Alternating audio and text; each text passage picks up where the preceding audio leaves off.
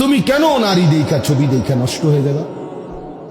আমার বললাম আমি এই 17, 18, 16 বছর বয়সে বাবা আরো নাদুস নুদুস চেহারা, সুরত, গাল, চোখ, মুখ আরো নাদুস নুদুস, আরো হৃষ্টপুষ্ট হওয়ার কথা। কিন্তু এখন তোমাদের অধিকাংশ ছেলের চেহারা, চোখ, গাল, মুখ ভিতরে ঢুকা। এটার একটা অন্যতম কারণ, মনে রাখো আমার কথা, একটা অন্যতম কারণ এই যে অব্যাহত নারী ছবি, নাচ, গান, উলঙ্গ দৃশ্য তোমরা যে দেখো, খোদার কসম, আল্লাহর কসম, আল্লাহর কসম, গুনাহ শরীরকে দুর্বল করে। এটা কিতাবে আছে। এজন্য চেহারার সৌন্দর্য থাকে না। চুল দিয়া সুন্দর না বাপ, দয়া করে এই জন্য ভালো হোক, সুন্দর হোক, আখলাক সুন্দর করো। আল্লাহ তাআলা আমাদের প্রতিটা ছেলেকে কবুল করে নেন। আল্লাহ তাআলা আমাদের এই মাহফিলকে কবুল করে নেন। আজকের এই সুন্দর আয়োজনের মধ্যে বরকত দান করেন। আমরা মনে রাখতে হবে তাহলে আমাদের মেরাজ নবীজির ঠিক তারিখ খুঁজা এটা মূল বিষয় না, সবক নেওয়া মূল বিষয়। তাহলে আমরা সবক নেব, এক, আল্লাহর দ্বীনের জন্য আমার সব কোরবান হোক, তারপর আমি আল্লাহকে নারাজ করব না, বিনিময়ে আল্লাহ আমাকে সম্মান দেবেন। 2, মেরাজের শ্রেষ্ঠতম হাদিয়া 5 ওয়াক্ত নামাজ, সেটা আমরা জীবনের জন্য গ্রহণ করব। আমাদের জন্যই তো আনছেন নাকি, তা আমরা সেটা গ্রহণ করব। 5 ওয়াক্ত নামাজ। মেরাজ মানে খিচুড়ি না, মেরাজ মানে বিরানি না, মেরাজ মানে জিলাফি না, মেরাজ মানে 5 ওয়াক্ত নামাজের সিজদা। মেরাজ মানে আল্লাহর জন্য জীবন কোরবানি করা। মেরাজ মানে জীবনে আল্লাহর জন্য, দ্বীনের জন্য সমস্ত কষ্ট, জুলুম, নির্যাতন, লাঞ্ছনা, বঞ্চনা হজম করে আল্লাহকে রাজি করার চেষ্টা করা। এটা মেরাজ। মেরাজ মানে বিরিয়ানি। হ্যাঁ, হুজুর 12 ডেক করছে, 12 ডেক বিরিয়ানি। বাহ বাহ, কতক্ষণ গান গাইবো, গজল গাইবো, ডোলে লরে, বাহ। হ্যাঁ, খালাস খালাস। এরপরে বিরিয়ানি খাইয়া মাশাআল্লাহ মেরাজ পালন করছে। মেরাজ বলে পালন করছে, মেরাজ আবার পালন করে কেমনে? মেরাজ আবার পালন হয় কেমনে? আবার এটা মেরাজ তো সবক নেওয়া, যে নবী আমার কেন মেরাজে গেলেন, নবী আমার মেরাজ থেকে কি আনলেন। মেরাজ যদি পালন করতেই হয় তো প্রত্যেক দিনই তো পালন করা যায়, প্রতি ওয়াক্ত নামাজই তো মেরাজ। তাহলে তো 5 ওয়াক্ত নামাজ প্রতিদিনই তো মেরাজ, প্রতিটা সেজদার মধ্যেই তো মেরাজ। তো আমি আলগা টোহান করতে, আমার ওই যে অনেকে আছে, আপনি দেখবেন সবে বরাত 3-4 দিন আগে জিঙ্গা, হুজুর নামাজটা কোন দিন, নামাজ কোন দিন, ডাকাইতে জিঙ্গায় নামাজ কোন দিন, মানে কি নামাজ বুঝছেন না? সবে বরাতারি, সবে বরাতে যে নামাজটা পড়বো এবারে হিটা কোন দিন, ওটা নামাজ তো হয়, নামাজ টোয়া হয় না, নামাজ আড়াইয়া গেছে দেবীর দেখতে, নামাজ গেছে হেদিকে কসবার হেদিকে, নামাজ তো হয়, নামাজ কোন দিন? নামাজ তো প্রতিদিন, নামাজ কোন দিন? তো তুমি কি নামাজ টোয়াও, কি নামাজ টোয়াও? এই জন্য দয়া করে আমি বললাম, কোন একটি দিবস উদযাপন করা, কোন একটি দিন উদযাপন করা এটা মূল মাকসাদ না, বরং সবক নেওয়া মূল মাকসাদ। ঠিক আছে ইনশাআল্লাহ? নওজোয়ান রাগ হইও না, যখন যারে জেদ্দুর ধমক দিছি তোমার ভালোর জন্য বলছি, তুমি ভালো হইলে আমারও লাভ, তোমারও লাভ। তুমি সেজদা দিলে আমারও সওয়াব, তোমারও সওয়াব। তোমরা আগাইলে ইনশাআল্লাহ ইসলাম আগাবে, আগামী দিনে ইসলামের পতাকা উড়বে ইনশাআল্লাহ। সারা পৃথিবী আমরা আশাবাদী খুব যে ইনশাআল্লাহ আগামী সময়টা আমাদের ইসলাম। হ্যাঁ, এটা একটা সিরিয়ালে আছি আমরা, মানে এটা একটা নিয়ম আছে। কোরআন শরীফে একটা আয়াত আছে, আল্লাহ বলছে আমি মানুষের অবস্থা বদলাই, পরিবর্তন করি। ওয়াতিলকাল আইয়ামু নুদাবিলুহা বাইনান নাস।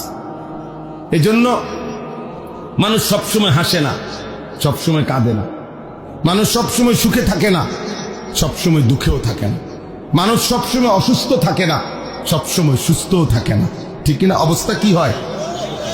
পরিবর্তন হয়। মুসলমানদের অবস্থা একসময় পৃথিবীব্যাপী মুসলমানদের বাদশাহী ছিল, খেলাফত। আজকে 100 বছরের বেশি হয়ে গেছে মুসলমানদের খেলাফত নাই। মুসলমান আমরা আজকে 100 বছরের বেশি নির্যাতিত, মজলুম, সারা পৃথিবীতে জুলুমের শিকার। তো কাজেই আল্লাহ বলছে আমি মানুষের অবস্থা বদলাই। তাহলে এইবার এটা প্রমাণ করে ওলামায়ে কেরাম বলতেছেন যে এবার আল্লাহর সিদ্ধান্ত তো নতুন আসবে, পরিবর্তন হবে অবস্থা। তাহলে একসময় আমাদের হাতে রাজত্ব ছিল, মাঝখানে অনেক দিন আমরা রাজত্ব হারা, ঘর হারা, আমরা মজলুম, জুলুমের শিকার, নির্যাতনের শিকার। জমিনে ইমানদারের রক্তে জমিন ভাসছে বহুদিন। ইনশাআল্লাহ এইবার সিরিয়ালে নতুন করে আল্লাহর সিদ্ধান্ত যেদিনে আসে সেদিনই ইসলামের বিজয় হবে। মনে রেখো, এটা সিরিয়ালে আসি আমরা এখন সিরিয়ালে, বিজয়ের সিরিয়ালে। আলহামদুলিল্লাহ আমরা এখন বিজয়ের সিরিয়ালে আছি। এই জন্য সিরিয়ায় ইমানদারের বিজয় হয়েছে, আফগানিস্তানে ইমানদারের বিজয় হয়েছে না? আরো হবে ইনশাআল্লাহ। আরো ফিলিস্তিনে একদিন ঘুম থেকে জায়গা তোমরা শুনবা ইসরায়েলের কুত্তারা নাই, ইসরায়েলের কুত্তারা নাই। শুনো, ফিলিস্তিনের বিজয় হবে একদিন ইনশাআল্লাহ। সারা পৃথিবীতে ইমানের বিজয় হবে। সেদিন তুমি আফসোস করবা, হায় চরিত্র কেন নষ্ট করলো। যে ব্যক্তি ফজরের নামাজ পড়লো সে আল্লাহ তাআলার জিম্মায় চলে গেল, মানে আল্লাহর দায়িত্বে চলে গেল। ঠিক এরকম নবী সাল্লাল্লাহু আলাইহি ওয়াসাল্লাম বলেন, যে কোনো মজলিসে, দ্বীনি মজমায় ফাঁকা জায়গা পূরণ করে বসলো, সে আল্লাহর আশ্রয়ে চলে গেল। ফাকাদ আওয়া ইলাল্লাহ, বুখারীর রওয়ায়াত। অনেক বড় নেকি। আমরা অনেক সময় মনে করি আর কি আরেকজনকে ধাক্কাই দিই। বেটা তুমি আরেকজনকে নিজের হাতে আরেকজনরে আগায় দিলা কল্যাণের দিকে, নিজে রয়ে গেল পিছনের দিকে। বেউকুফি করলা বরঞ্চ। তুমি তো মনে করছো তুমি চালাক, তুমি তোমার জায়গায় বসে রইছ, আর অন্য একজন আগাইছে, হে মনো বেউকুফ। না না, নিজের হাতেই বরং তাকে তুমি কল্যাণের দিকে, আখেরাতের দিকে আর তো আগায় দিলা। কাজে সেই চালাক যে আগাইছে। দ্বিতীয় কথা হলো, সবার হাতের যেই মোবাইলগুলো, ওগুলো নামাও ভাই, এগুলো নামাও। একটা মোবাইলও তুলে ধরো না ভাইয়া, সবার পকেটে মোবাইল রাখো। এই স্ট্যান্ড ছাড়া যেগুলো হাতের, এগুলো এমনি শুনো অল্প, আমি দেরি করব না, কিন্তু কিছুক্ষণ সময় আমরা মনোযোগ দিয়ে আল্লাহর কথা শুনি। এটা বহুত জরুরি বাপ। বসে থাকা নিচে কষ্টকর, বলা যেমন কষ্ট, শোনাটাও কষ্ট। আমি নিচেও বসে, আমি এখনো আলহামদুলিল্লাহ আমাদের বড়দের ওয়াজ আমরাও শুনি, এমন না যে শুধু ওয়াজ করি। প্রতি মাসে নির্ধারিত কয়েকদিন আছে আমার নিজেরই, যেখানে আমি বড় কয়েকজন বুজুর্গের বয়ান শুনতে যাই। এটা আমার ডায়েরিতে এন্ট্রি করা আছে। তাহলে আমরাও বয়ান শুনি আমাদের বড় বুজুর্গ আলেমদের। তো বসে শোনাটার ক্ষেত্রে আমি নিজের অভিজ্ঞতা হলো যে লম্বা সময় যে ঘাড় সোজা করে শুনতে হয়, এতে ঘাড়ে ব্যথা করে, কষ্ট হয়। তাহলে বোঝা গেল শুনবার মধ্যেও কষ্ট আছে, বলবার মধ্যেও কষ্ট আছে। কিন্তু এই উভয় কষ্টের দ্বারা যদি কোনো বেনিফিট না আসে, উপকার না আসে, তাই লাভ হলো কি? ছোট বড় প্রতিটা আয়োজনের পিছনে অনেক, এই যে আওয়াজটা কেমন অন্যরকম বানায়, আওয়াজ যেমন হয়ে গেল, বাহিরে না আওয়াজ হয়, ভিতরে আওয়াজ।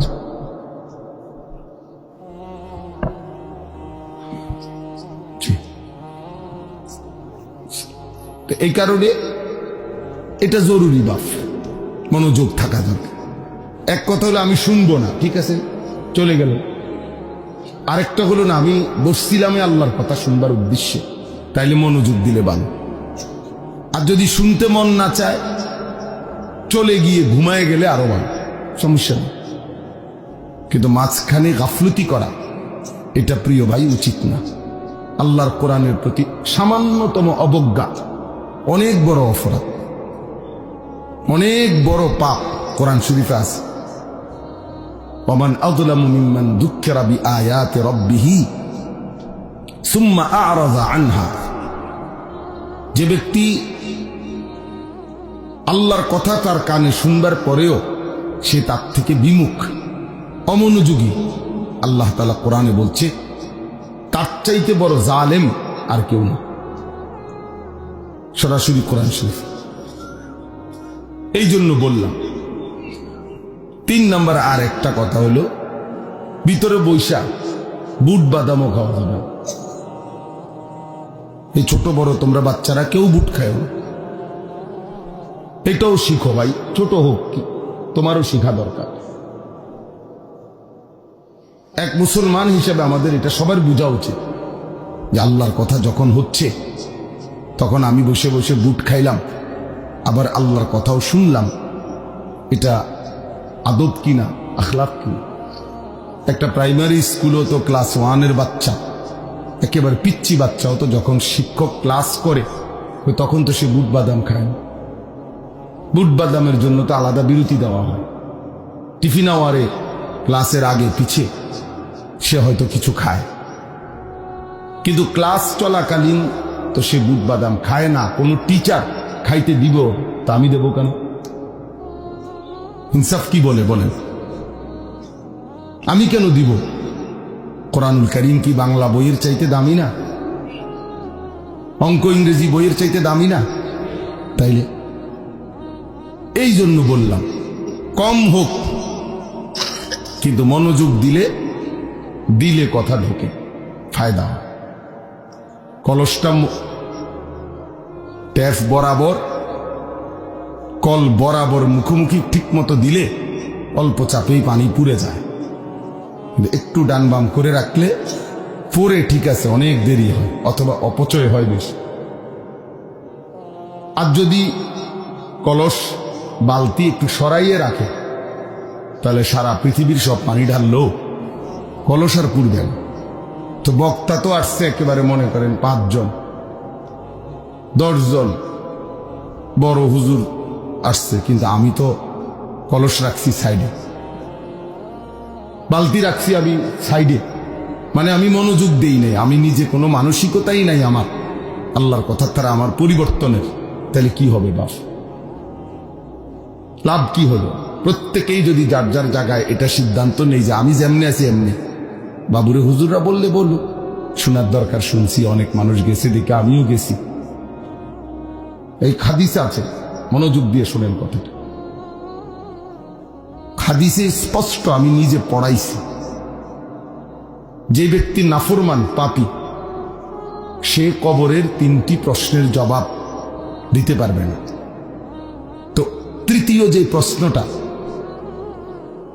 এই 3য় প্রশ্নের ব্যাপারে ফেরেশতা তাকে জিজ্ঞেস করবে যে এই যে ইনি যাকে তোমাদের কাছে পাঠানো হয়েছিল তার ব্যাপারে তোমার বক্তব্য কি, তুমি কি জানো? তিনি বলবেন, ওই নাফরমান বলবেন আমি কিছুই জানি না।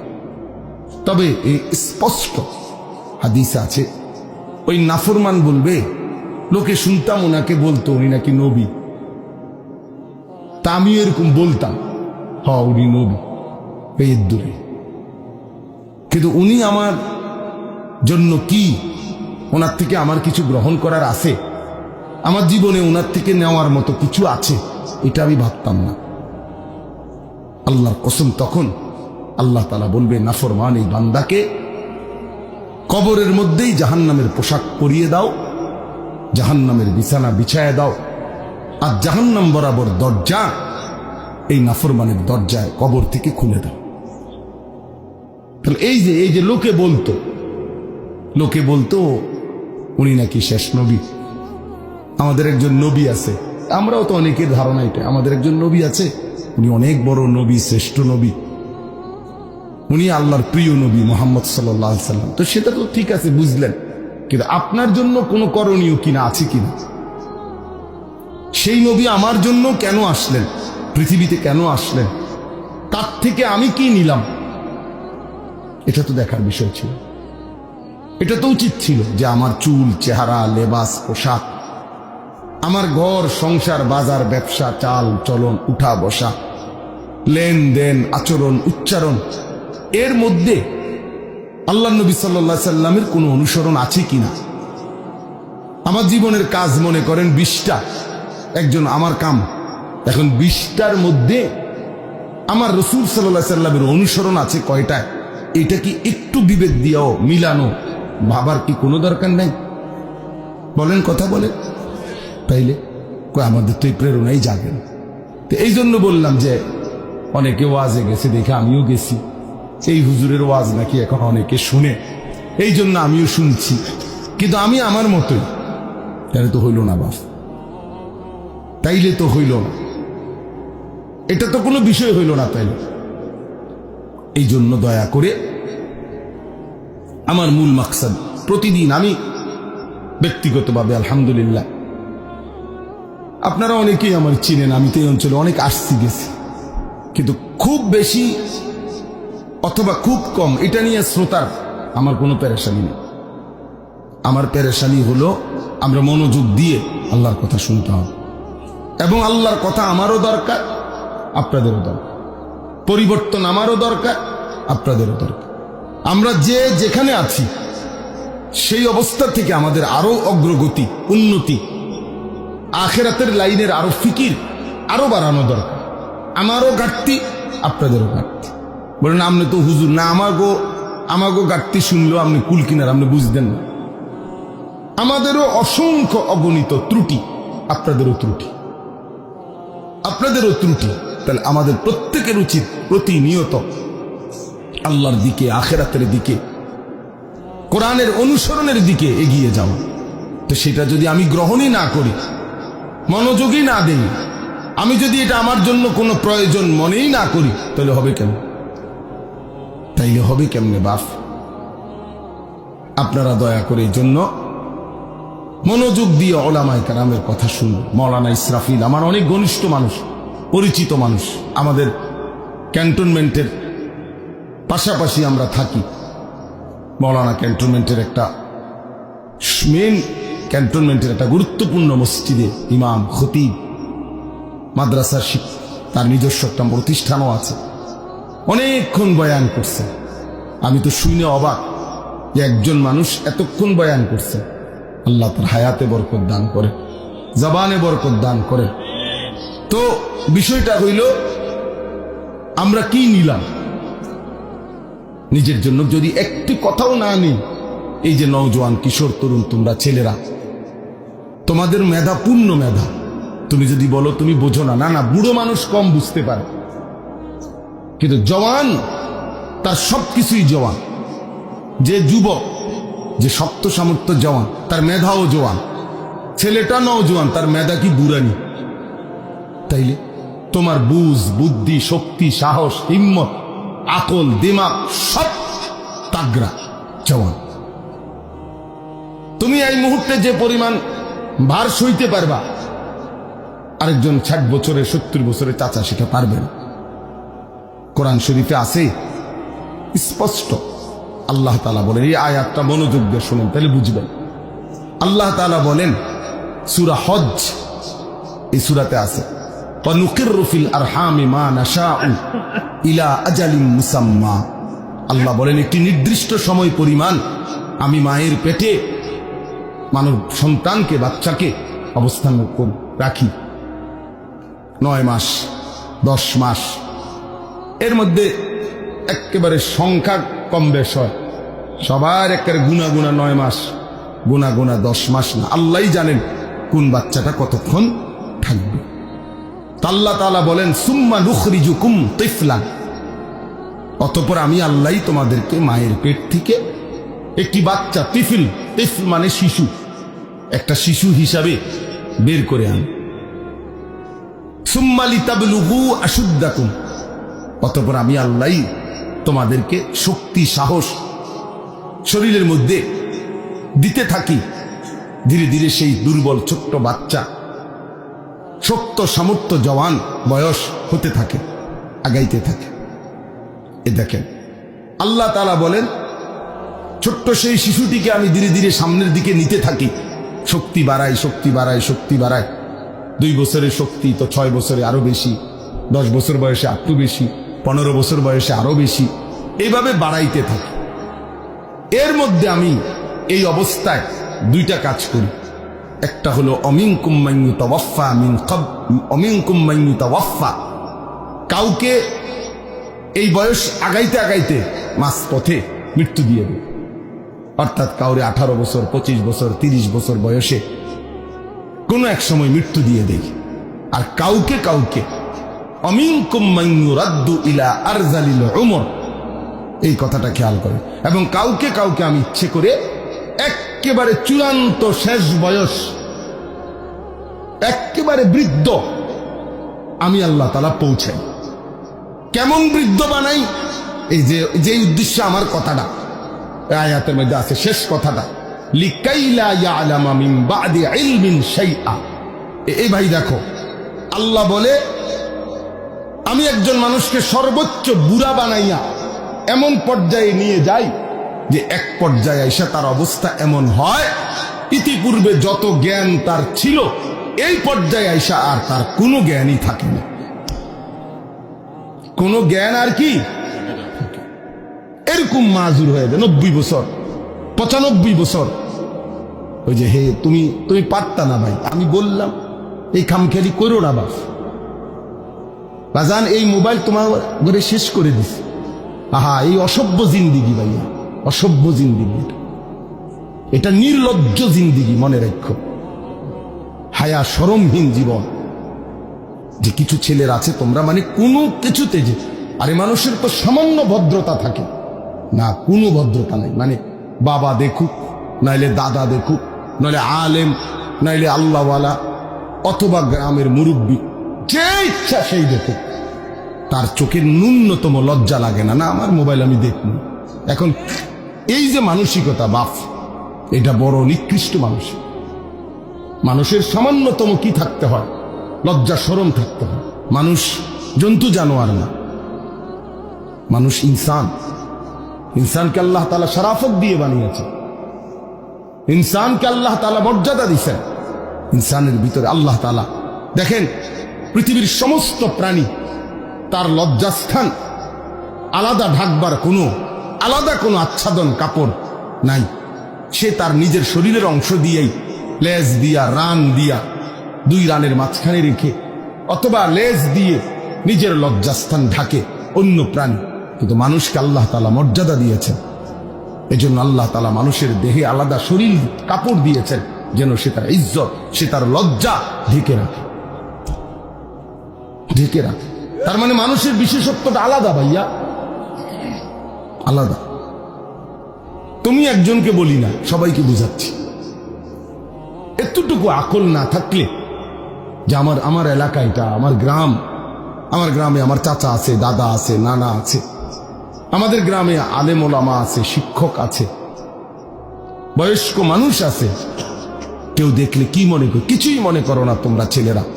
তুমি মনে করতেছো রাত দিন 24 ঘন্টা মোবাইলটার প্রতি তোমার নজর, এটার মধ্যেই তুমি তৃপ্তি। না রে বাস, তোমার যদি একেবারে আমার কথা একদিন হলো, 1 মিনিট বন্ধু অন্ধকারে অথবা একাকী, তুমি আমার কথাটা ভাইব, আমার কথাটা ফেলে দিও। তোমার ব্রেন যদি সামান্য থাকে, আকল থাকে, তুমি কাজে লাগাইও যে এটা আসলে স্বাভাবিক কিনা। একজন মানুষ কতক্ষণ মোবাইল দেখা উচিত? নারী ছবি, নাচ গান অথবা ভালো কিছুই, কিন্তু সারাদিন এই এক একজনের একে গাছ, ছবি, বালা, এগুলা যেটাই হোক, কতক্ষণ দেখা উচিত? একজন মানুষ কি পৃথিবীতে আমরা শুধু এই জন্য আসছি? কোনোভাবেই তোমাদেরকে, অনেক ছেলে তোমরা মোবাইল থেকে আলাদা হইতেই চাচ্ছ না কেন ভাইয়া? পৃথিবীতে কি এর চাইতে আর কোন প্রযুক্তি পৃথিবীতে ছিল না? এটা কেমন ধরনের কথা হলো যে রাত দিন ফুল টাইম জীবনটা এই মোবাইলটার সাথে বাইধা ফেলা? এটা তোমারে কোথায় নিবে বাপ? কোথায় নিবে? সারা জীবন ডাক্তাররা বলছে বাচ্চা যদি দৌড়ঝাঁপ না দেয়, কিছুটা খেলাধুলা না করে, তাহলে বাচ্চা শরীর স্বাভাবিক থাকে না। কই, তোমরা তো এখন খেলাধুলাও বন্ধ করে দিছো। আগে তো কোনায় কোনায় দেখতাম বাচ্চারা, ছেলেরা, নওজোয়ানরা কিছু খেলতো, ক্রিকেট খেলতো, ফুটবল খেলতো। আমরা তো ছোটবেলায় কত কিসিমের খেলা, খেলছি আলহামদুলিল্লাহ। আলু ক্ষেতের আলু উঠাইছে, জুরজুরা মানে মাটি, আলু খেতে হাট ডুডু খেলে উড়ে এলাইছে। আমি তো মনে আছে ছোটবেলায় পুরা গেরাম চুক্তি, ওই যে লুকাইতো একজন একজন বিভিন্ন জায়গায় খুঁজা বাইর করা, দৌড়ে দৌড়ে যে কে মানে আমরা কে কোথায় লুকাইছে তারে টোহাইয়া বাইর করা।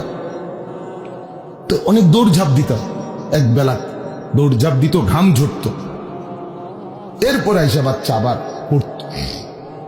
এখন তো তোমরা সারাটা দিন এই একটা চোখ, মানুষের একটি জিনিস সারাক্ষণ এটার পিছনে, এই মোবাইলের পিছনে ব্যয় করা, ভাইয়া কোথায় নিয়ে যাবে চোখটা? তুমি ডাক্তারকে জিজ্ঞেস করো, বিবেককে জিজ্ঞেস করো, বাপ এত ফালতু মানুষের জীবন হয় না। ন্যূনতম যদি লক্ষ্য উদ্দেশ্য কারো না থাকে, সে মানুষ কোথায়? কি পাগল ছাগল না গরু ছাগল? সারাদিন ঘাস চাবানো। আল্লাহ তোমাদেরকে বিবেক দান করে। আমাদের কথা আমরা বললাম ভাই, পাত্তা না দিলে কোনো সমস্যা নেই। তোমার ফতে তুমি, আমার ফতে আমি, কারোর লেগে কেউ আটকায় না। মনে রাখো বাপ, হাসলেও পৃথিবী, কাঁদলেও পৃথিবী শেষ হয়ে যায়। কারো জন্য পৃথিবী, কারো জন্য কেউ আটকায় না। সবাই কোনো না কোনো ভাবে দুনিয়া পার করে ফেলে, একভাবে না একভাবে শেষ হয়ে যাবেই। কিন্তু কবরে গেলে কষ্ট হবে, আখেরাতে কষ্ট হবে বাপ। দুনিয়া সবচেয়ে সুখী ব্যক্তিরও শেষ হয়ে যাবে, দুনিয়া সবচেয়ে দুঃখী ব্যক্তিরও শেষ হয়ে যাবে, কিন্তু আখেরাত আল্লাহর কসম শেষ হবে। সুখেরও শেষ নাই, দুঃখেরও শেষ নাই। লা ইউফাত্তারু আনহুম, আল্লাহ বলছে এক সেকেন্ডের জন্য বিরতি দেওয়া হবে, এক সেকেন্ডের কোনো বিরতি মিলবে না। কোরআনুল কারীম আল্লাহ বারবার বলছে খালিদিনা ফিহা আবাদা, জান্নাত চিরস্থায়ী, জাহান্নামও চিরস্থায়ী। চিরস্থায়ী, খালিদিনা ফিহা। এই জন্য দোস্ত আমার, বাবা আমার, সবাই মিলে আত্মসমালোচনা, নিজের উপলব্ধি করা যায়। যাই হোক, তো আমি যে কথাটা শেষ করতেছিলাম, যে লিকাই লা ইয়ালামা মিন বাদি ইলমিন শাইআ, আল্লাহ তাআলা বলেন মানুষকে আমি বৃদ্ধ বানাইতে বানাইতে এমন বুড়া বানাই, একটা পর্যায়ে আইসা তার আর বিগত জীবনের কোনো এলেম, কোনো জ্ঞান কিচ্ছু আর থাকে না, কিচ্ছু আর থাকে না। একটা পর্যায়ে আর সে কিছুই বলতে পারে না। বাইচা আছে ঠিক আছে, কিন্তু কোনো সুদবোধ নাই, কিছুই নেই। এটাই জীবন। যে কপাল সেজদা দেয় না, সে কপাল, যে মানুষ মানুষ হয়ে সেজদা দেয় না, আল্লাহর কসম, আল্লাহ তাআলা কোরআনে বলছে ইবলিস তুই সেজদা দিলি না, আজকের থেকে তুই শয়তান। এজন্য যে কপাল সেজদা দেয় না সে মানুষ নয়, শয়তান। শয়তান বেটা, তুই বেটা শয়তান, শয়তান, এটা শয়তান। এর আগে কোনদিন ইবলিসকে শয়তান বলতো? কোন দিন থেকে বলছে? যেদিন থেকে সে সেজদা দেয় না। কথা বলেন না কেন? ইবলিসের আগে কি শয়তান আছিল? সেজদা যেদিন দিল না, সেদিন থেকে মালিক বলল আজকের থেকে তুই শয়তান। ইবলিস যেদিন সেজদা দিল না, সেদিন আল্লাহ বলল ফখরুজ ফাইন্নাকা রাজিম, বের হ, আজকের থেকে তুই রাজিম, অভিশপ্ত, মালউন, অভিশপ্ত, রাজিম। আল্লাহ বলছে ওয়া ইন্না আলাইকা লানাতা ইলা ইয়াউমিদ্দিন, ইবলিস তুমি সেজদা দিলা না, মনে রেখো আজকের থেকে কিয়ামত দিবস পর্যন্ত তোর উপরে আমি আল্লাহর লানত। এজন্য বেনামাজি তোর উপরে আল্লাহর লানত,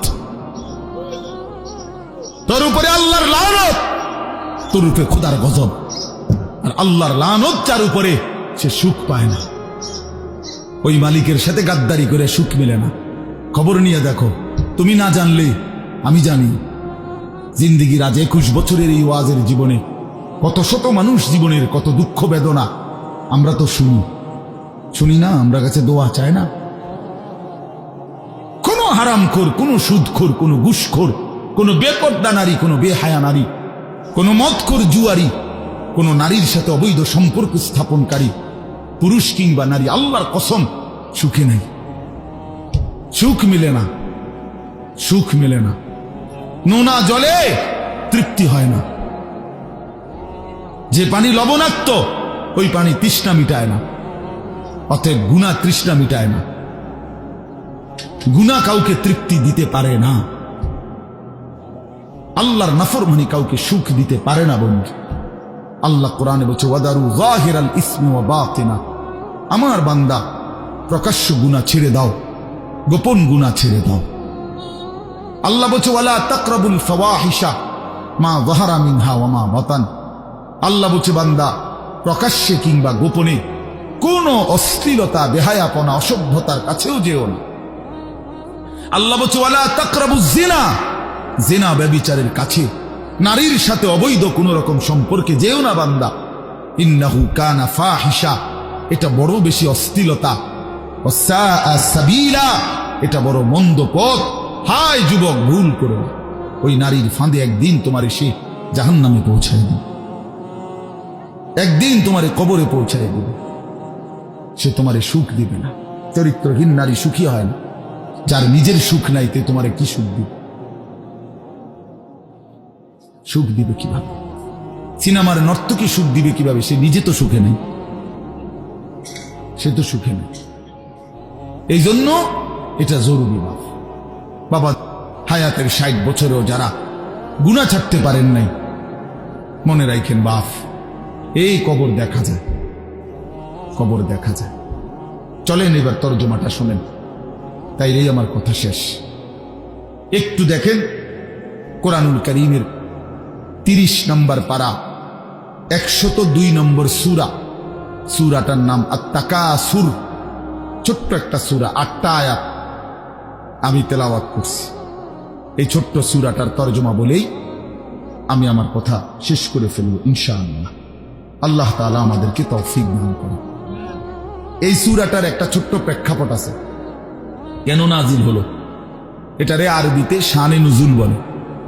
অর্থ হলো শানে নুজুল হলো, কেন নাজিল হলো সূরাটা।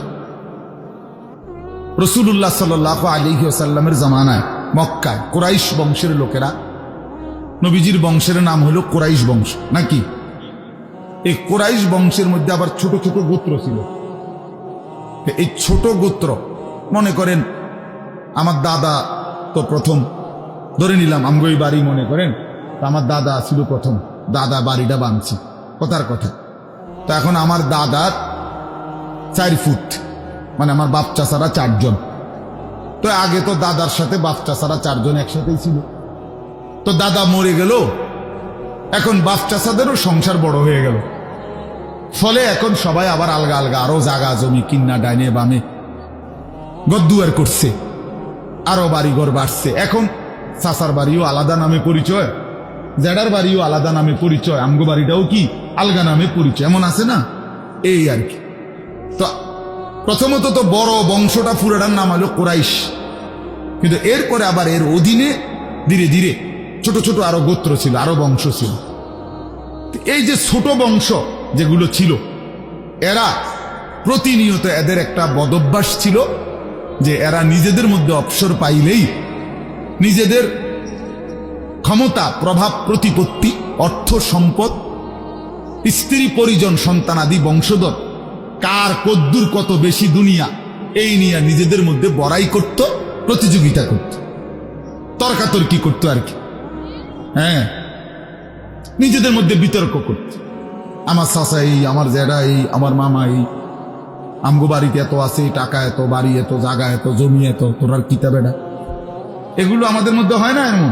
এর ওরা প্রচন্ড ভাবে এইটা নিয়ে বিতর্ক করত, অর্থ সম্পদ এবং ক্ষমতা, প্রভাব, প্রতিপত্তি এবং বংশধর নিয়ে নিজেদের মধ্যে গর্ব এবং অহংকার করত, প্রতিযোগিতা করত, কার কত বেশি দুনিয়া দুনিয়া।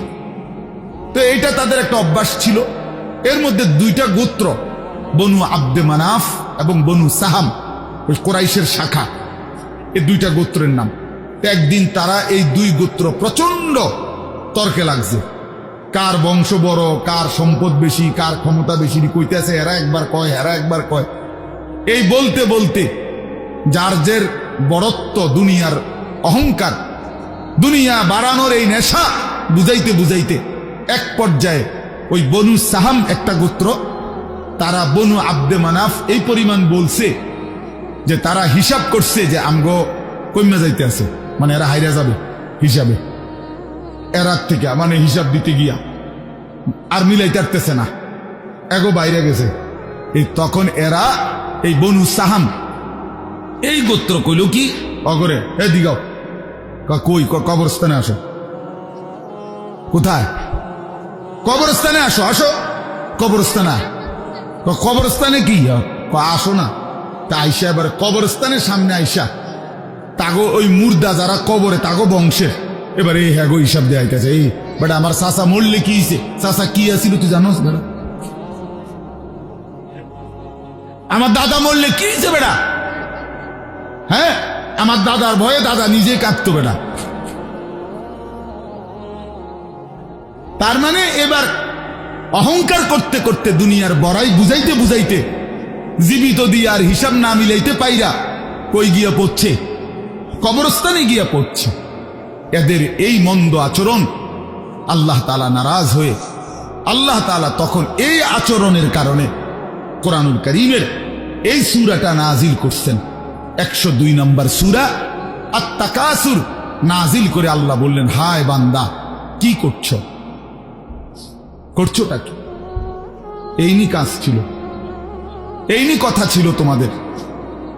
দুনিয়া বাড়ানোর নেশা, দুনিয়ার প্রতিযোগিতা, সম্পদ, বংশধর, এই গর্ব, এই বড়াই, এই হিসাব তোমাদেরকে ডুবাইয়া দিল, আখিরাত তো ভুলাইয়া দিল। এই তখন আল্লাহ তাআলা বলেন, কি বলেন শুনেন, আলহাকুমুত তাকাসুর। আলহাকুম এই শব্দের দুইটা অর্থ, শাগালাকুম ও আনসাকুম। আল্লাহ তাআলা বলেন, হায় আলহাকুম তোমাদেরকে ব্যস্ত করে ফেললো দুনিয়া, আর আনসাকুম আল আখিরা তোমাদেরকে আখিরাত ভুলাইয়া দিল। তোমরা কবর ভুলে গেলা, হাসর ভুলে গেলা, পরকালের হিসাব ভুলে গেলা, আখিরাত ভুলে গেলা, আর দুনিয়ার মধ্যে ডুবে গেলা। কি কারণে ডুবলা? কি কারণে আখিরাত ভুললা? আত-তাকাসুর এই বাড়ানোর প্রতিযোগিতা, অর্থ সম্পদ, ক্ষমতা, বংশধর, টাকা পয়সা, মাল দৌলত, এগুলো বাড়ানোর নেশা তোমাদেরকে আখিরাত ভুলাইয়া দিল আর দুনিয়ার মধ্যে ডুবাইয়া ফেললো, ব্যস্ত করে ফেললো। হাত্তা জুরতুমুল মাকাবির। আল্লাহ বলেন, হায় বান্দা এক পর্যায়ে কবরস্থানেই পৌঁছে গেল। এখানে ডাইরেক্ট কথা, শেষ পর্যন্ত কবরস্থানে চলে গেলা।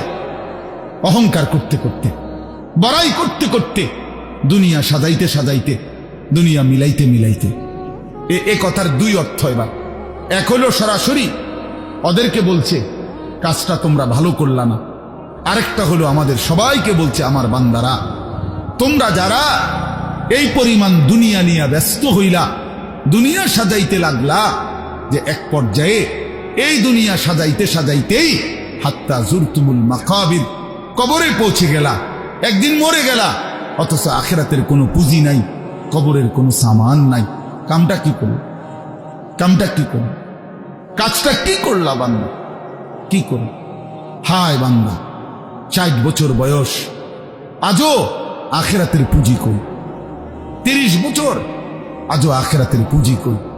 এরই মধ্যে তো একদিন কবরেই পৌঁছে যাবে। কবরেই এই যে দেখেন কবরবাসীদের রুহের মাগফিরাত কামনায় মাহফিল। আমি এই জন্যই আয়াত করছি। পুরা কোরআনুল কারীমের মধ্যে এই একবারই কবর এই শব্দটা আছে এই সূরার মধ্যে একমাত্র। হাত্তা জুরতুমুল মাকাবির, এই কবরস্থান, কবর, এই কথাটা কোরআনের এই সূরাতেই আছে। শুনুন, আল্লাহ তাআলা বলেন, বান্দা দুনিয়ার লোভে ডুবে আখিরাতকে ভুলে তুমি বাড়ানোর নেশা, তোমার প্রতিযোগিতা, আরো চাই, আরো চাই, আরো চাই, আরো চাই, এটা তো একদিন তোমার কবরস্থানেই পৌঁছায় দিল। কবরস্থানে পৌঁছায় দিল। আমার বাপ, আমার বন্ধু, আমার জওয়ান সাথী, সবাই নিয়ে ভাবি, আমিও আপনিও ইনসাফের সাথে। দুনিয়া আমারে কি পরিমাণ ব্যস্ত করে দিল। 60 বছরের বয়স্ক মানুষ, 70 বছরের বয়স্ক মানুষ, হিসাব শুধুই দুনিয়া, হিসাব করতেছে এখনো দুনিয়া। দুনিয়া মিলছে খুশি, দুনিয়া মিলে নাই খুশি নেই। যখন দুনিয়া মোটামুটি ঘুষাইতে পারছে তৃপ্ত, আর দুনিয়া ঘুষাইতে পারে নাই অতৃপ্ত অতৃপ্ত। অসংখ্য মানুষকে শুনবেন দুনিয়া ঘুষায় ফেলছে, 3টা ছেলে বিদেশ পাঠাইছি হুজুর, 4টা মেয়ে বিয়ে দিছি, বাড়িতে একটা বিল্ডিং করছি, 4টা রুম, ভিতরে 2টা বাথরুম, আল্লাহর রহমতে রাস্তার লগে কুদুর জায়গা কিনছি, ব্যাংকেও কিছু টাকা পয়সা জমছে, বাজার সদাই কইরা খাইয়া পইরা আল্লাহর রহমতে আপনাকে দোয়ায় 10 জনের দোয়ায় ভালো আছে, খালাস জিন্দিগি মিলে গেছে, জীবনের টার্গেট অর্জন হয়ে গেছে। চাচা চাচা তৃপ্ত, 60 বছরের বয়স্ক বাবা তৃপ্ত হয়ে গেছে, তার পৃথিবীতে আসার উদ্দেশ্য অর্জন হয়ে গেছে। পৃথিবীতে আসছিল ফোলা বিদেশ পাঠাইছে, পৃথিবীতে আসছিলেন মেয়ে বিয়ে দিতে, মেয়ে বিয়ে দিছে। দুনিয়ায় আসার 60 বছরের একটা টার্গেট ছিল, একটা বিল্ডিং করবে, বিল্ডিংটা হইছে আলহামদুলিল্লাহ। তো চাচা কবর, হাসরের ময়দান, ফুলসেরাত, মিজান, আমল নামা, জান্নাত জাহান্নাম, এগুলো কার জন্য? এগুলো কার জন্য? এগুলো কার জন্য? কই সেগুলোর কথা দিয়ে বললেন না? ইয়ালামুনা যাহিরাম মিনাল হায়াতিদ দুনিয়া, দুনিয়া তো খুব বুঝলা বান্দা, ওহুম আনিল আখিরাতি হুম গাফিলুন, আখিরাতের ব্যাপারে তো গাফিল হয়ে রইল। যুবক ছেলে, তোমাদের হালাত কি?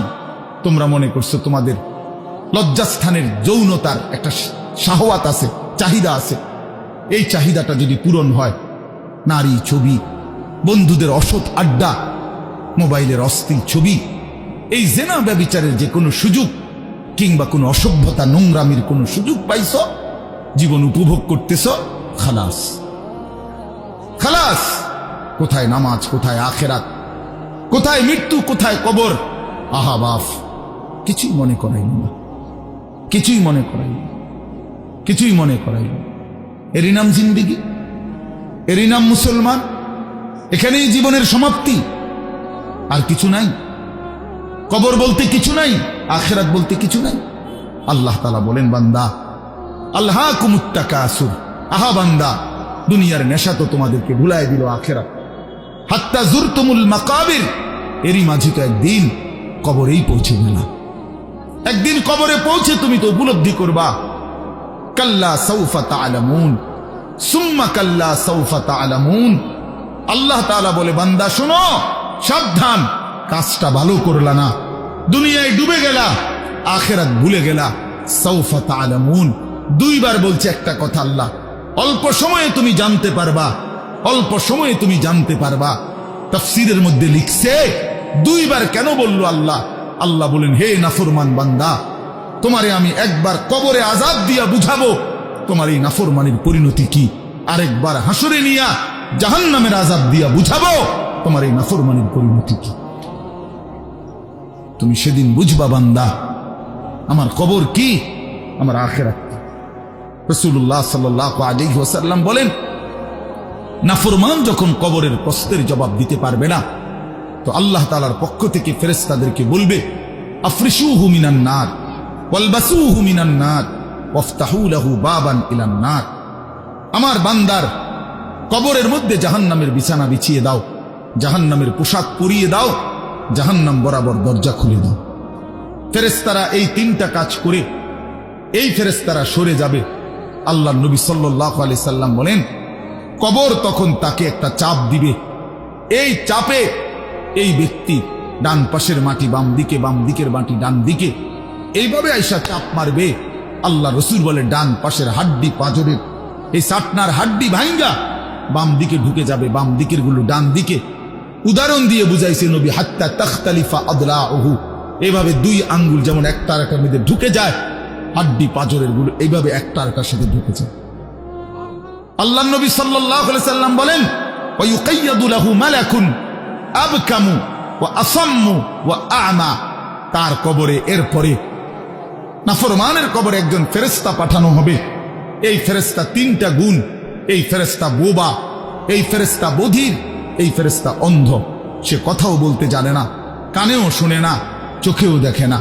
আল্লাহ রাসূল বলেন, ফায়ুদরাবু লাহু বিমিথরাকাতিম মিন হাদিদ। এই ফেরেশতা তখন তাকে লোহার গুর্জ লোহার হাতুড়ি দিয়ে নাফরমানের বরবাতান বাইনা উজুনাইহি, দুই কান বরাবর মাঝখানে আঘাত করবে। এক একটা আঘাতে ফায়াসিহু সাইহাতান, নাফরমান এভাবে চিৎকার করবে, ইয়াসমাউহা মান ইয়ালিহি ইল্লা সাকালাইন, মানুষ এবং জিন ব্যতীত আল্লাহর কসম গোটা সৃষ্টি এই নাফরমানের আওয়াজ শুনতে পাবে, চিৎকার শুনতে। দোস্ত আমার, বন্ধু আমার, ছেলেরা আমার, জিন্দেগি বড় বেশি রঙিন মনে করছো তোমরা। 18,000 টাকার একটা মোবাইলের কাছে হেরে গেলাম মুসলমানের ছেলে। মাত্র 20,000 টাকা দামের একটা মোবাইলের কাছে এত সুন্দর জীবন শেষ করে দিল। ভুল করে না, ভুল। অল্প টাকায় বেচা গেল, অল্প কয়টা টাকায় হেরে গেল। বেঈমান তোমারে হারায় দিল। ইহুদি, খ্রিস্টান, নাস্তিক, মুরতাদ একটা নারীর উলঙ্গ ছবি অথবা অর্ধ উলঙ্গ ছবি দিয়া, যারে তুমি ধরতেও পারো না, ছুঁইতেও পারো না, শুধু ছবি দেখাইয়ে তোমারে শেষ করে দিল। তোমার দুনিয়াও নষ্ট করে দিল, আখেরাতও নষ্ট করে দিল। হায় হায়, এর চাইতে বড় ব্যর্থতা আর কিছু হইতে পারে। আমার কথা মনে রাখো বাপ আমার, প্রিয় বন্ধু আমার, সন্তানরা আমার, ছেলেরা আমার, ভাই আমার, যুবক, আমি যদি আর কোনোদিন বলতে নাও পারি, এই একবারই বলব, এতটা সুন্দর জীবন নষ্ট করে দিও না ভাইয়া, এতটা সুন্দর জীবন নষ্ট করে দিও না ভাই। মেহেরবানি করে বরবাদ হইও না, চরিত্রহীন হইও না। কোরআনুল কারীমের মধ্যে আছে, আল্লাহ তাআলা বলেন, নারীর সাথে অবৈধ সম্পর্ক স্থাপনকারী বেবিচারী, এই জিনাখোর, আল্লাহর কসম আল্লাহ বলছে, ইউদাআফ লাহুল আযাবু ইয়াউমাল কিয়ামাহ। বেবিচারী, জিনাকারী, জিনাকারী, বেবিচারী। মনে রাখবা ছেলেরা, নারীর সাথে কেউ যদি কথা বলে, সেও চোখের জিনা করে। নারীকে যদি কেউ হাত দিয়ে ধরে স্পর্শ করে, সে হাতের জিনা। কথা বললে জবানের জিনা, কানে শুনলে তার কথা ভিন নারীর আওয়াজ অথবা তার ভালোবাসার বিশ্রী কথাবার্তা, অবৈধ কথা, তো এটা কানের জিনা।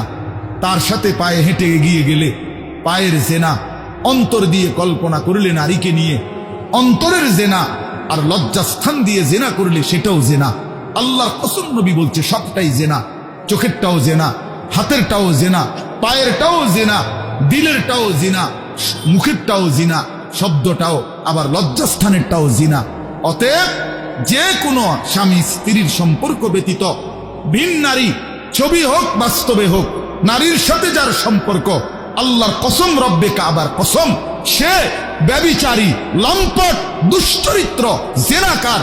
আর আল্লাহ বলছে, আমি তোরে ডবল ডবল ইউদাআফ অর্থ ডবল রিডবল শাস্তি দেব কিয়ামতের দিন।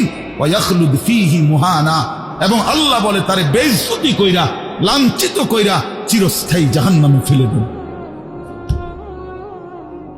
দোস্ত আমার, মনে রাখো বাপ, আমি খোলামেলা বললাম, আমি পরিষ্কার বললাম। হাজারো ছেলে তোমাদের চেহারা দেখে বোঝা যায় ভাইয়া, এখানেও তোমরা অনেক ছেলে চেহারা দেখলে বোঝা যায় আজকের সারা দিনে এক ওয়াক্ত নামাজ পড়ো নাই। কেমনে এত বড় পাষাণ হইলা? আল্লাহকে এভাবে কেমনে ভুলে গেলা? কেমনে ভুলে গেলা? কেমনে ভুলে গেলা? কোরআন শরীফের আমি দুইটা কথা বলি। একটা কোরআন শরীফের আয়াত আছে, আমার বাপ আপনাদেরকেও শুনাই, আপনারা আপনাদের ছেলেদেরকে বইলেন। প্রয়োজনে ছেলেটাকে হাতে ধরে একটাবার চোখের পানি ফেলেন, মেয়েটারে হাতে ধরে চোখের পানি ফেলেন। আল্লাহ কোরআনে বলছে, ফাবি আইয়ি হাদিসিন বাদাহু ইউমিনুন। 29 নম্বর পারায় সূরা মুরসালাতের মধ্যে এই আয়াতটা আছে। আল্লাহ বলে, বান্দা, এই 30 পারা কোরআন আমি নাজিল করেছি, আমার সর্বশ্রেষ্ঠ কথা এগুলো। 23 বছরে আমি আমার রাসূলের কাছে এগুলো নাজিল করেছি তোমাদের জন্য। এক একটা কথা বান্দা কোরআনুল কারীমের মধ্যে আমি বারবার বলছি, আকিমুসসালাহ, আকিমুসসালাহ, আকিমুসসালাহ, 80 বারের চাইতে বেশি বলছি। ইয়া আইয়ুহাল্লাযীনা আমানু, হে ঈমানদারগণ, হে ঈমানদারগণ, 89 বার, 8, 9, 89 বার আল্লাহ এই শব্দ দিয়ে আমাদেরকে ডেকেছেন। হে ঈমানদারগণ, হে ঈমানদারগণ, হে ঈমানদারগণ, 89 বার ডাকছে। 80 বারের চাইতে বেশি নামাজের কথা আল্লাহ বলছে। ইত্তাকুল্লাহ ইত্তাকুল্লাহ ইত্তাকুল্লাহ ইত্তাকুল্লাহ, আল্লাহকে ভয় করো, আল্লাহকে ভয় করো, আল্লাহকে ভয় করো। ওয়াইলুন ইয়াউমাইদিল লিল মুকাদ্দিবিন, সূরা মুরসালাতের একটা সূরাতে 10 বার, এক সূরার 50টা আয়াতের মধ্যে 10 আয়াতে এক কথা আল্লাহ 10 বার বলছে যে বান্দা তোমরা যারা নাফরমান মিথ্যাবাদী, সেদিন আখিরাতে তোমাদের জন্য জাহান্নাম জাহান্নাম জাহান্নাম জাহান্নাম জাহান্নাম 10 বার বলছে। তো আল্লাহ বলতে চাচ্ছে বান্দা এতবার বললাম, এতভাবে বললাম, এত বড় শ্রেষ্ঠ কোরআন নাজিল করলাম, তুমি বান্দা এবার আমারে বলো যে বান্দা আমি আর কতবার বললে, আর কেমনে বললে, আর কোন কিতাব নাজিল করিলে এক একটা কথা আর কতবার বললে তুমি আমারে মানতা, তুমি বলো। বলো মুসলমানের সন্তান, আর কতবার বললে তুমি নামাজ পড়তা? এই কথা যখন তোমার সামনে হাসরের ময়দানে বাবা আল্লাহ জিজ্ঞেস করবে যে আর কতবার বললে বান্দা তুমি আমারে সেজদা করতা, কি জবাব দিবা বাপ? আর কতবার বললে তুমি সুদ ছাড়তা? 30 বছর মুসলমান সুদ খায়, 30 বছর টানা মুসলমান মিথ্যা বলে, 30 বছর মুসলমান প্রতিদিন ওজনে কম দেয়, এটা মুসলমান? 30 বছর ধরে মুসলমানের ঘরে প্রতিদিন রঙিন টেলিভিশনে নাচ গান নর্তকীর ছবি চলে, প্রতিদিন টেলিভিশন চলবে, এটা জিন্দেগি? এটাই জীবন? 60 বছর বয়স আপনি এখনো বিড়ি সিগারেট খাবেন, এটাই কথা ছিল? 60 বছর বয়স এখনো আপনি চা দোকানে টেলিভিশন দেখবেন, এই কি কথা ছিল চাচা? আহা, কবরে যাবেন কোন দিন? তাইলে মরণের কথা মনে পড়বে কোন দিন? যুবক ভাই বলো, 365 দিনে একটা বছর কোনদিন ফজরের নামাজ পড়লা না, এ কেমন জিন্দেগি তোমার? তুমি আল্লাহরে এতটা ভোলা কেন ভুলে গেলা? এভাবে ছেড়ে দিলা কেন ভাই আমার? এই একটা প্রশ্ন। আরেকটা প্রশ্ন হইল, লাকাদ মান্নাল্লাহু আলাল মুমিনিনা ইয বাআসা ফীহিম রাসূলাম মিন আনফুসিহিম। আমার একটু কথা মনোযোগ দিয়ে শুনেন সবাই। নবী সাল্লাল্লাহু আলাইহি সাল্লামের ব্যাপারে আল্লাহ বলছে, বান্দা, হে আমার ইমানদার বান্দা, এই পৃথিবীর সমস্ত নিয়ামত আমি দিয়েছি সবার জন্য। আসমান জমিন চন্দ্র সূর্য আলো বাতাস, রোদ বৃষ্টি হাসি কান্না আনন্দ বেদনা, স্ত্রী সন্তান গাছ ফল ফুল ক্ষেত ফসল টাকা পয়সা জায়গা জমি, এগুলো তো আমি সবাইকে দিছি। কিন্তু তোমরা ইমানদারগণ শুনো, আমি মহান আল্লাহ রাব্বুল আলামিন তোমাদের জন্য একজন আলাদা আমার সর্বশ্রেষ্ঠ রাসূল, কলিজার টুকরা, আমার সবচেয়ে প্রিয় মাহবুব, আমার বন্ধু, আমার আখিরি রাসূল নবী মুহাম্মদুর রাসূলুল্লাহ সাল্লাল্লাহু আলাইহি সাল্লাম, তাকে আমি তোমাদের জন্য দিয়েছি। এটা আমার সর্বশ্রেষ্ঠ নিয়ামত। বলেন আলহামদুলিল্লাহ, বলেন আলহামদুলিল্লাহ। তো আল্লাহ নবী সাল্লাল্লাহু আলাইহি সাল্লাম, আপনাদের কাছে এই কথাটা বলি, যুবক ভাই তোমাদের কাছেও বলি, হাসরের ময়দানে মনে রাখো ভাইয়া, নবী সাল্লাল্লাহু আলাইহি সাল্লাম উম্মতের আমলনামা দেখবে, উম্মতের আমলনামা দেখবে নবী। আর দেখা নবী সাল্লাল্লাহু আলাইহি ওয়াসাল্লাম উম্মতের এই আমলনামা হাতে নিয়ে যখন দেখবে, পৃষ্ঠার পর পৃষ্ঠা ফজরের নামাজ নাই, 30 বছর মিথ্যা বলে, 30 বছর সুদের লেনদেন, 40 বছর হারামের ব্যবসা করছে, কোনদিন 5 ওয়াক্ত নামাজ পড়ে নাই, স্ত্রী পর্দা করে নাই, ছেলেটা নামাজ পড়ে নাই, ঘরের মধ্যে অনবরত টেলিভিশন চলছে। প্রিয় ভাই আমার, বাপ আমার, আল্লাহ নবী সাল্লাল্লাহু আলাইহি সাল্লাম সেদিন চোখের পানি ফেলবে আর বলবে, উম্মত এটা কি আমলনামা নিয়ে আসছে? উম্মত তুমি আমার এত বড় বেইজ্জতি কেমনে করলা? আমি 23টা বছর তোমাদের জন্য কেঁদেছিলাম, সারা রাত এশার নামাজের পরে নবী দাঁড়াইছে কানতে কানতে, ফজরের আজান পর্যন্ত নবী উম্মতের জন্য দোয়া করছে আর চোখের পানি ফেলছে। তায়েফের পাথরের আঘাতে পিঠটা ছিদ্র করে ফেলছি, ক্ষুধার কষ্টে পেটে পাথর বেঁধেছিলাম, উহুদের দান দান শহীদ করা রক্ত নিয়ে উহুদের ময়দানে পড়েছিলাম বেহুশ হয়ে, ঘরের চুলায় 3 মাস আগুন জ্বলে নাই। এত কষ্ট, এত চোখের পানি, এত ক্ষুধার কষ্ট, এত রক্ত, বিনিময়ে উম্মত এটা কি নিয়ে আসে? নামাজ কই, সেজদা কই? রুকু কই, ফজর জোহর আসর মাগরিব ইশা কই, হারাম থেকে বাঁচা কই, হালাল উপার্জন কই, জিকির কই, তেলাওয়াত কই, আমার সুন্নত কই? কেমনে এমনে ভুলে গেলা উম্মত? আমার এত বড় বেইজ্জতি কেমনে করলা? আমার এত বড় অপমান কেমনে করল? কি জবাব দিবেন বলো ভাই? আমার কথা শেষ ভাই। কি জবাব হইতে পারে তখন? আল্লাহ তাআলা বলবেন, আল্লাহ তাআলা বলবেন, বান্দা আমি আর কেমনে বললে তুমি মানতা? নবী বলবেন, উম্মত আমি আর কত চোখের পানি ফেললে তুমি আমার কথা মনে করতে? আর কত রক্ত ঝরাইতাম আমি? 23টা বছর আমি শুধুই কাঁদছি, শুধুই কাঁদছি, সারা রাত কেঁদেছি। ভাই আমার, দোস্ত আমার, বন্ধু আমার, নওজোয়ান ছেলেরা আমার, নষ্ট হইও না, নষ্ট হইও না।